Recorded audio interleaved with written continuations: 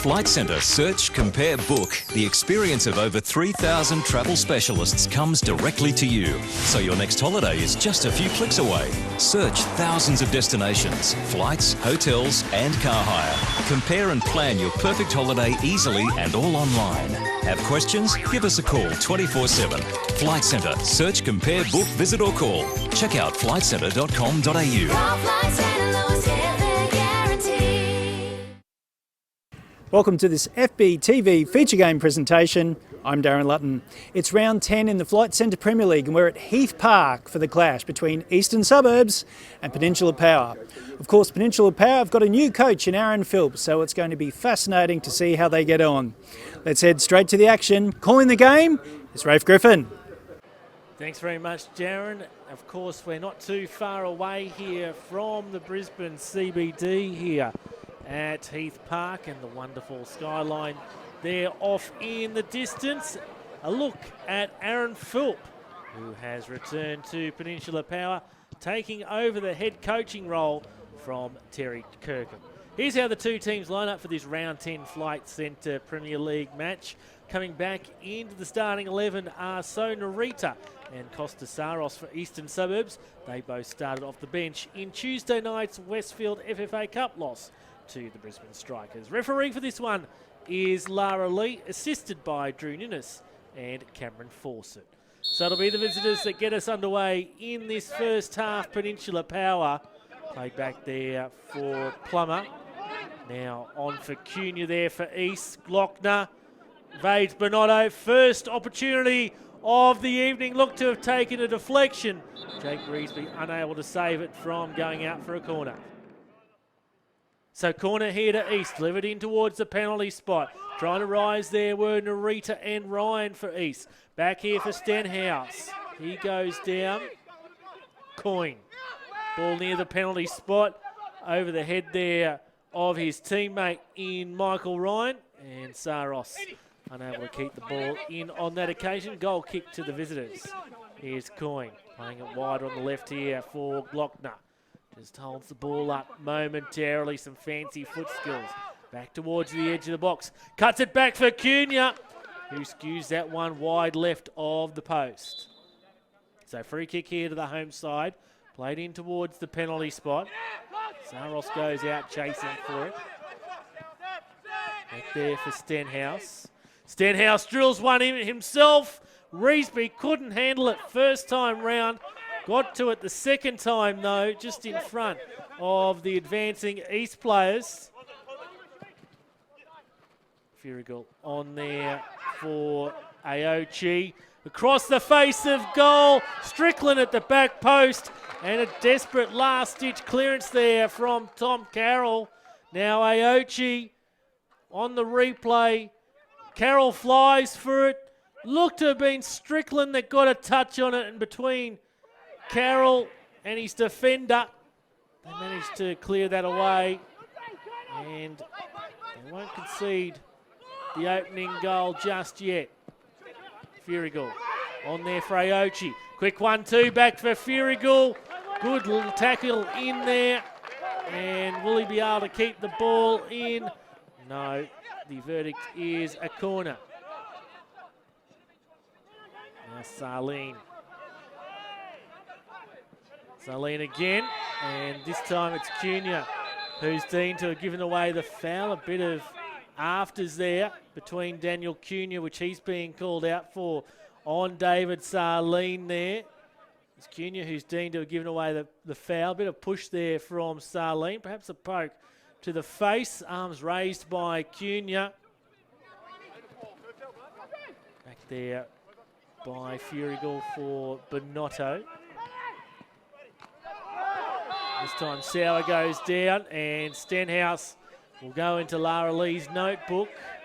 And again, Cunha involved in a bit of push and shove here, this time with the Peninsula skipper, Jared Austin, who wants to take the free kick quickly. And Stenhouse challenge there on Matt Sauer. And referee straight to the pocket for the yellow card. So free kick here to Peninsula to be taken by Bonotto, straight to Carroll. And Sarleen looked to have bundled into him. unjustly in the opinion of Lara Lee. Let's take a second look at that. Yes, ball straight to Carroll. Saline continues on, and a big don't argue there from the East keeper, Tom Carroll, on David Saline. Aochi runs back to chase that. Can't keep hold of possession. Stenhouse, referee weighs advantage. Aochi remains down after that. And I'm sure we'll come back and take a second look at that.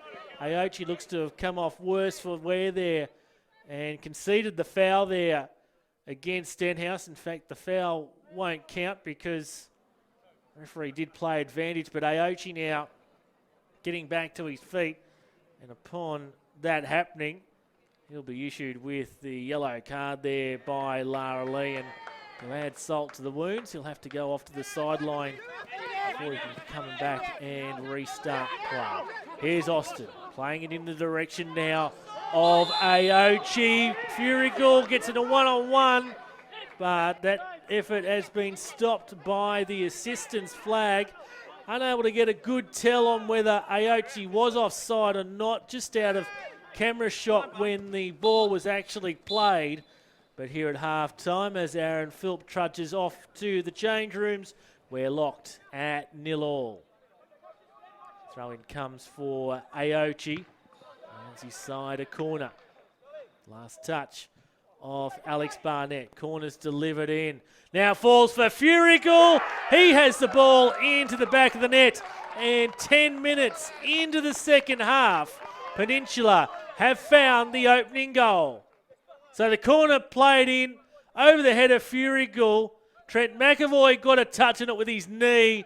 The advancing Tom Carroll unable to cut down the angle there from Sean Furigal. And we'll get a good look at it from inside the goal on our camera there. And Sean Furigal has broken the deadlock. It's 1-0 the visitors' way. Sauer on a run down the left here for Power.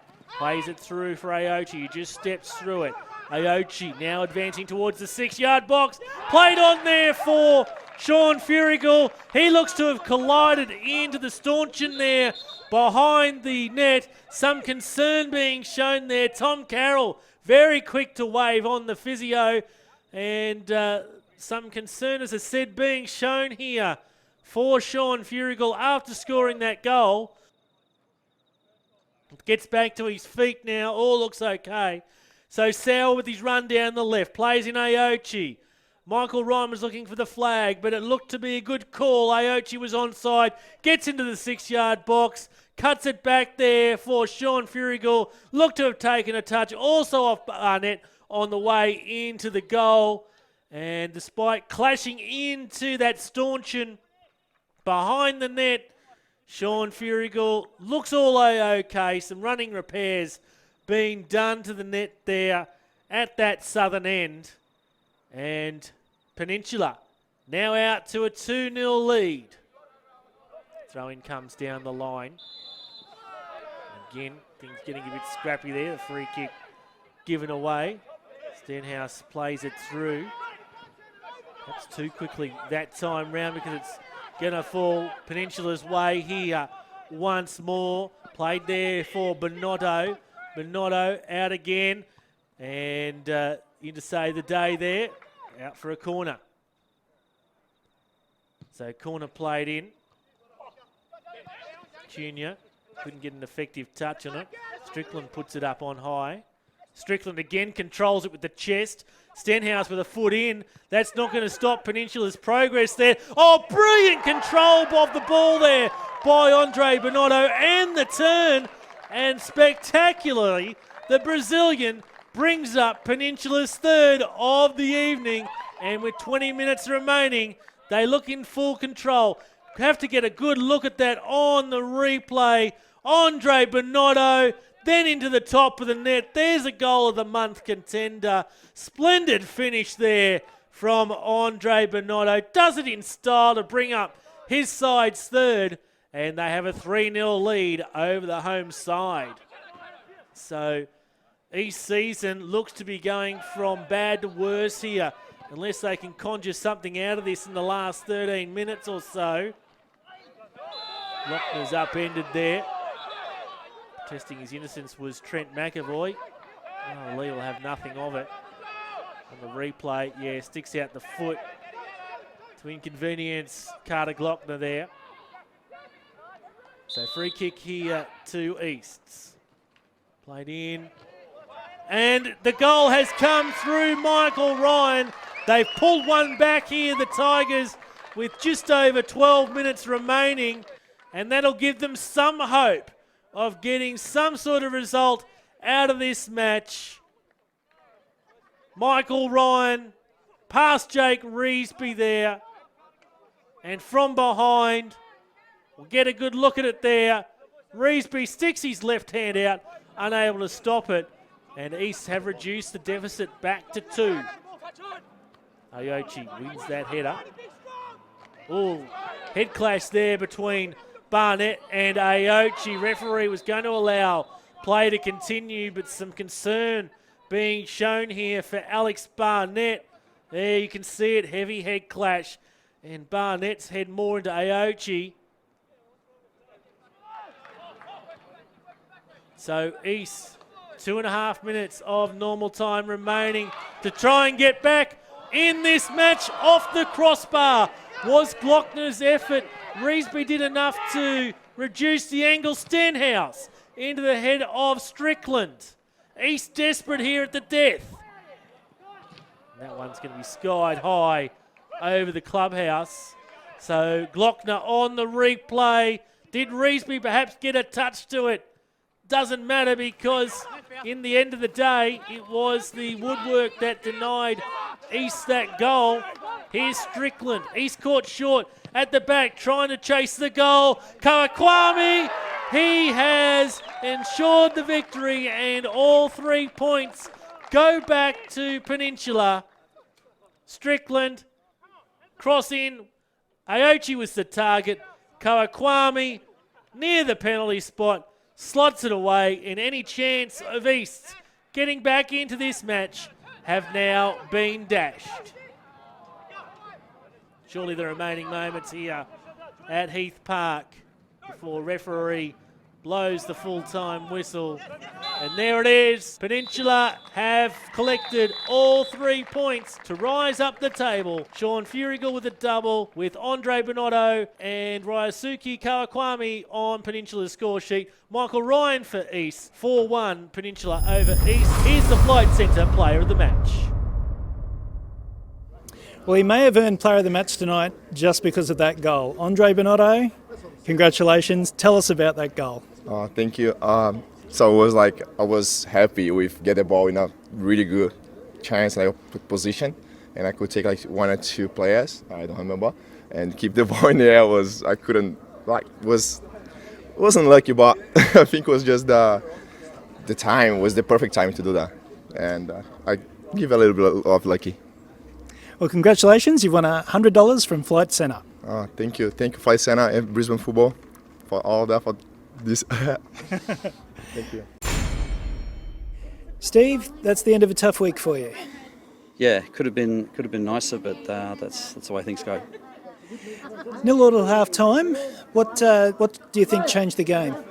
Luck going in their favour and not ours. Not much has gone our way for quite a while, but yeah. You know, in the first half, we're whipping free kicks in and corners, and they're not getting it cleared, and the ball's ricocheting around and drops to them. The start for their first goal, it ricochets and drops for them, and they put it in. You know, a lot of decisions. In the first half, balls are looking 50-50. Are they in? Are they out? It goes their way.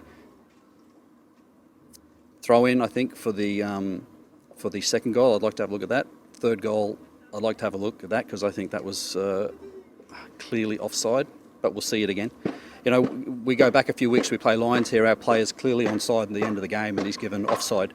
I'd like to see that decision. And again, for the fourth goal, we get to it, we clear it, it ricochets off a player and drops for them to finish. So many 50-50s just seem to, we'd make the tackle and the ball would drop for them. And it's killing us at the moment. So you think just a little bit of luck can turn things around for you? Well, it'd be nice to have some for a change, yeah. Everyone expects their fair share. People always say, you know, you make your own luck, and that's a great saying. But, you know, when the guys are putting the effort in and nothing's dropping their way week after week after week, I'm not too sure about that. One game, one win. Congratulations, Aaron Phil. Thanks, mate. Players did it. I'm going to give it all the credit to them. They did really well today. From the day dot, we've had 2 sessions this week. I gave them a few instructions. They followed them, and they've done really well tonight. Fantastic effort. What was your approach going into the game? We changed a couple of little things. Obviously, we want to get the ball down and play. We've got good players. I've got a good squad to work with. Just play, and see where we are at 45, and then we obviously changed a couple of little things at half time, and did really well.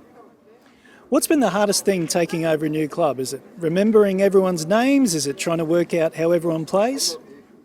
That's an interesting question. I don't really know. It feels home to me. I know a lot of the people there, so the players obviously, but I think I've been lucky enough to go to a few clubs in the last couple of years, and I've walked into a different environment every time. So it's just sort of the same. I'm just sort of going back to what I've done and I know. So that's probably the key thing.